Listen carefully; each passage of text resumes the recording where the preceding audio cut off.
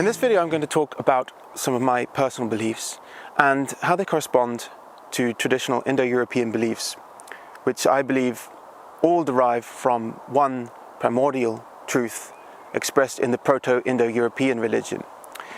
I enjoyed Varg's recent video on the subject of reincarnation, and I agreed with much of it. I have not read his books or those of his wife, but I have come to similar conclusions to them from reading other authors, namely those of the traditionalist school, and also from reading the primary sources of Indo-European religions that we have passed down to us today. Unfortunately, there are many misconceptions associated with the word reincarnation when used today, and Varg correctly made a distinction in his video that not everyone would go on to these otherworldly existences and other states of being. To understand when you say I will reincarnate, the misconception arises from a misconception of what I is. And in the traditional perspective, the soul is comprised of several elements, which I will break down for you. The first element is that of conditioned existence.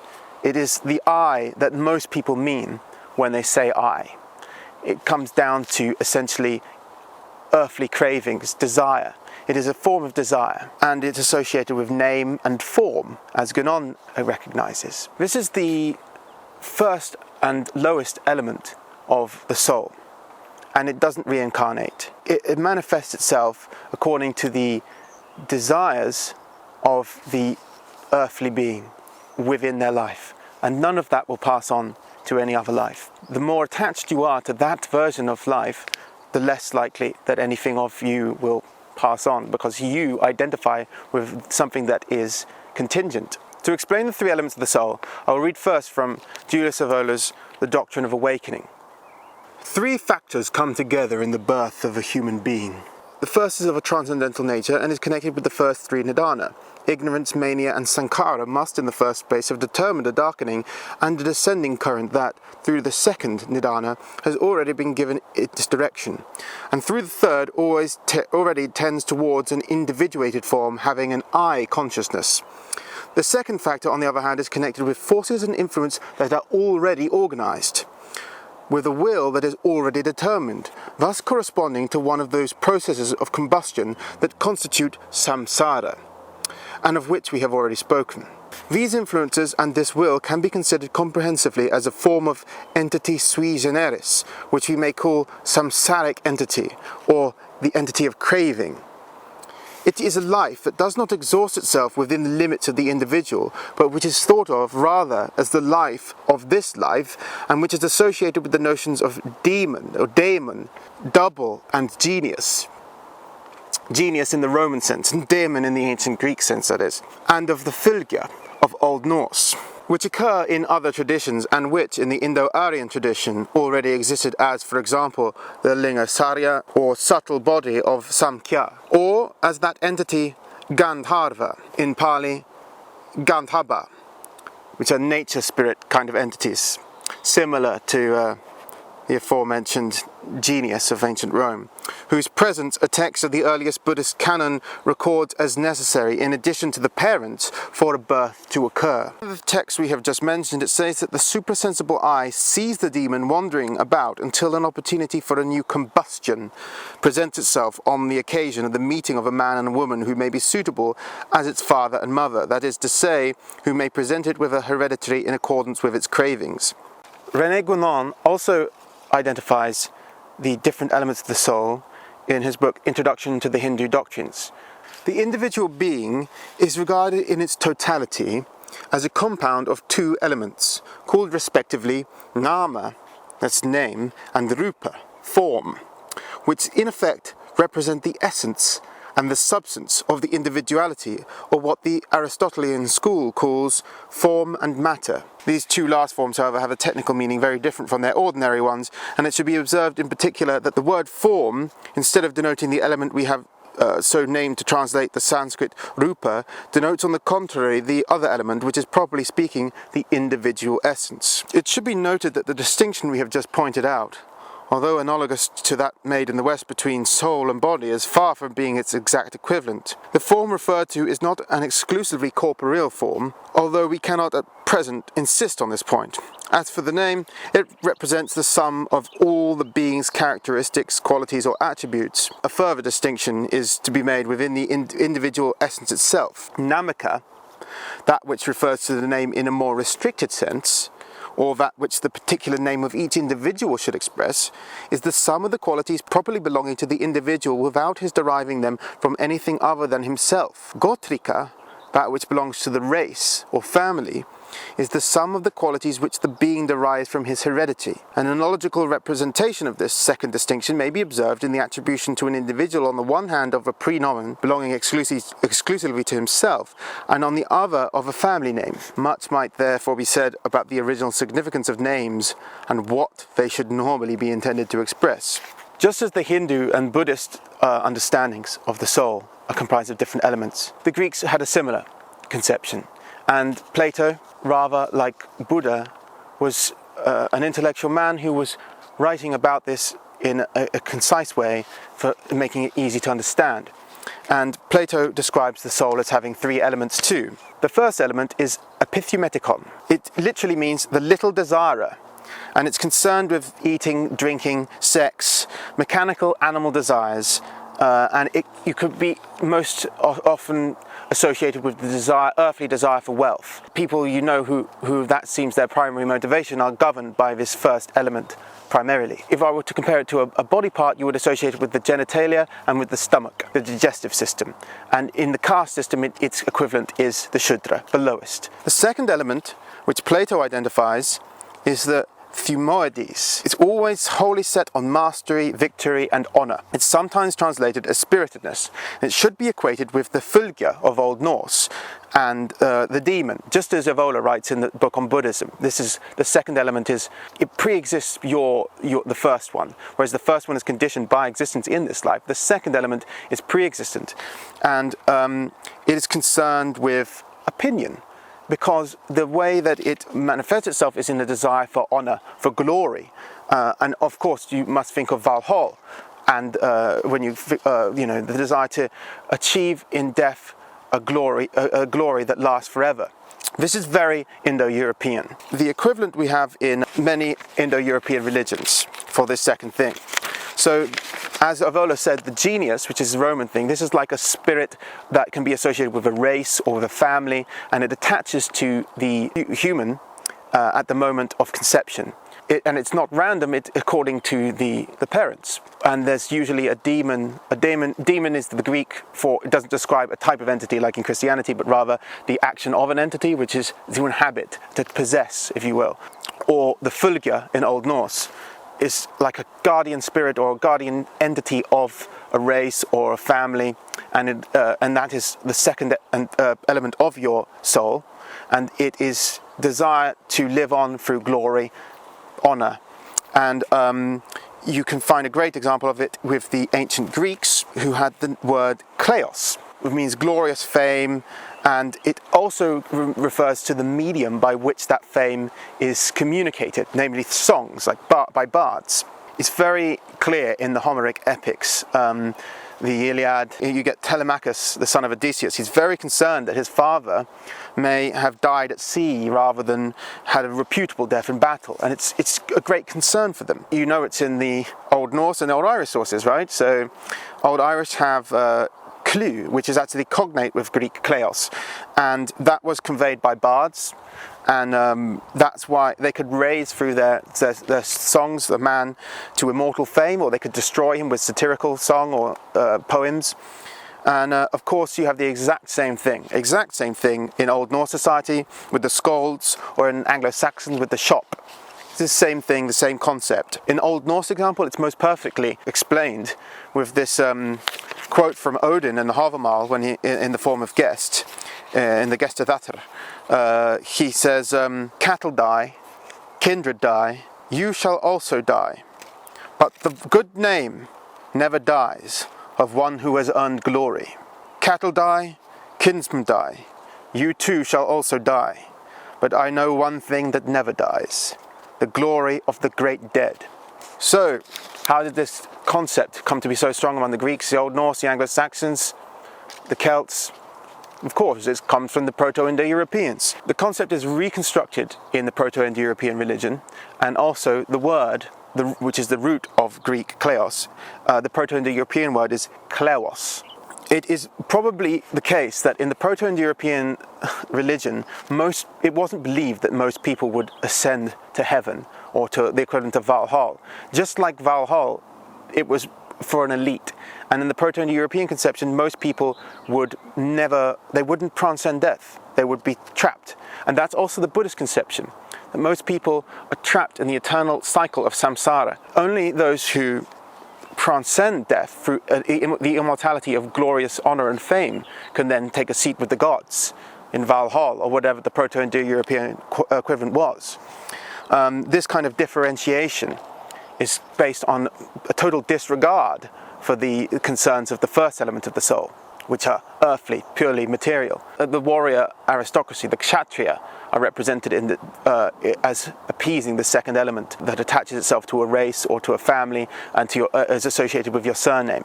We can see also elements of this in Proto-Indo-European religion that are like in ancestor worship.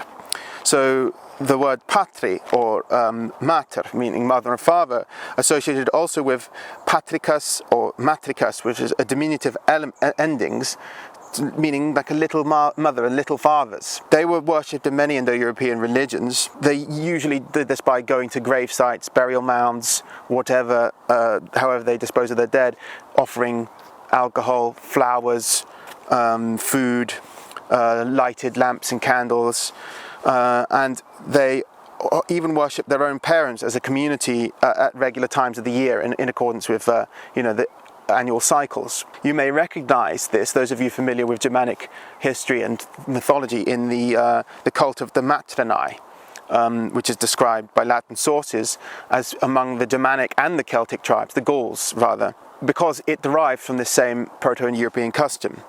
And similar to the Modranicht custom described by the Venerable Bede, an Anglo-Saxon monk in the 8th century, that the Anglo-Saxon pagans had celebrated on the 25th of December.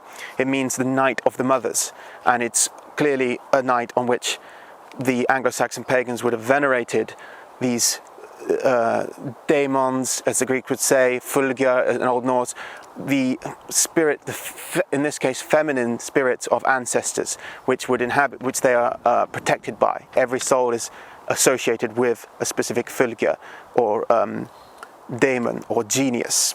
I should also point out that the fulgia not only refers to this, in Old Norse language, to this spirit, this protective entity of the family, but it's also a reference to, it can also be used to refer to the afterbirth, the literal afterbirth. So there's some kind of connection in a physical sense to the actual afterbirth itself, which just goes to reinforce what Evola has been saying and the traditionalists were saying about the idea that this second component of the soul inhabits the body at the moment of birth, or at the time of conception or birth, like during these early stages. So therefore it had it existed prior to the existence of the individual. There's also in this instance a parallel with the Hamingia, which are associated with the luck of a family. There have been scholars writing about this connection between Fulgia and Hamingia. It's the same concept in general Indo-European religion of like the luck of one's family and the fortune of one's family and the spirit that protects it. Sometimes the Fulgia would appear to other people as an animal form, and that animal therefore represents the true nature of the second component of their soul. So for those for whom it was a fox, could be seen as being untrustworthy. For those for whom it was a wolf, they could be seen as being perhaps dangerous and wild in some way. Many of the important figures seem to be associated with bears. This perhaps reinforces Varg's theory on the bear cult. And it's not very hard to make the association then with the berserker, the animal skin wearing warriors who allow some kind of animal spirit to inhabit them in the heat of battle, and who then willingly, throw themselves towards death without concern for their well-being, when you understand what I've said previously about how the primary intention of the second component of the soul is to win eternal fame, then you understand how the representative animal of that fylgja is going to be associated with the heat of battle in the Old Norse sources. But that isn't all, because both Plato and the Buddhist sources identify another and more important element to the soul than this second one.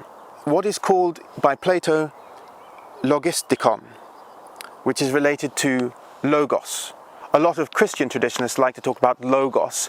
It can sometimes be translated as the word in Christian theology, but when we're talking more generally in perennialism, we mean the underlying ordering principle of existence itself. As Plato describes it, this logistikon, its primary desire is wisdom and knowledge, learning. And ultimately, it leads towards the absolute, the unconditioned, with no contingencies at all. That is everything, the ultimate metaphysical truth. This is the highest form of existence that you can achieve, and it's the most important element of the soul. And in Buddhism, when they talk about you, then they say rejecting, when you say, I am not that, when you're presented with these other elements, for the lowest of element, the contingent aspects of earthly cravings, you reject those. That is not I. You reject then even the second element, which is the identity of that comes from your fylgja in Old Norse, and then you go purely to the unconditioned, which is the highest. But Plato says that you shouldn't reject, unlike the Buddhists, that you shouldn't reject the two lower elements, but rather that the three should be in harmony, with the third like a supreme monarch, reflecting the earthly hierarchy, the ideal earthly hierarchy. One could conceive of the third logistikon as corresponding with the head, and therefore the second, Thuomaides, as with the arms and the legs, and the first with the genitalia and the stomach. And this also has a parallel with the caste system, with the Brahmins, the Kshatriya and the Shudra. So where does this final concept come from? Is it just that Plato and Buddha invented a third element which goes above all the Indo-European traditions that were celebrated around them by the Indo-Aryans in India or by the ancient Greeks? No. The Proto-Indo-Europeans had it too. In reconstructed Proto-Indo-European, they have the word irta. It's usually translated as order, and reconstructed from the Vedic Sanskrit irta and Iranian arta, which both mean order, and which both provide an abstract word, and they can also be used to refer to the name of a goddess. It's actually one of the most widely attested words and most widely deified goddesses among the Indo-Europeans, derived from this root. Some of the cognates, you have Hittite forms such as ar with tho sometimes at the end, and that means to correspond or unite, and then ara, ul ara, and dara, which mean good and right. And there's also a Hittite goddess with that name. So we can't be certain exactly what irta meant to the Proto-Indo-Europeans, and some people think that this was like almost codified into their ideas of law rather than being anything to do with a religion. But it seems to me, when you look at how nuanced and sophisticated this conception is in all the different roots that it developed in other Indo-European religions, it does seem that they had, of course, a very sophisticated concept of the universe and of being, which corresponds with what people now call logos. And I think that this is the highest thing.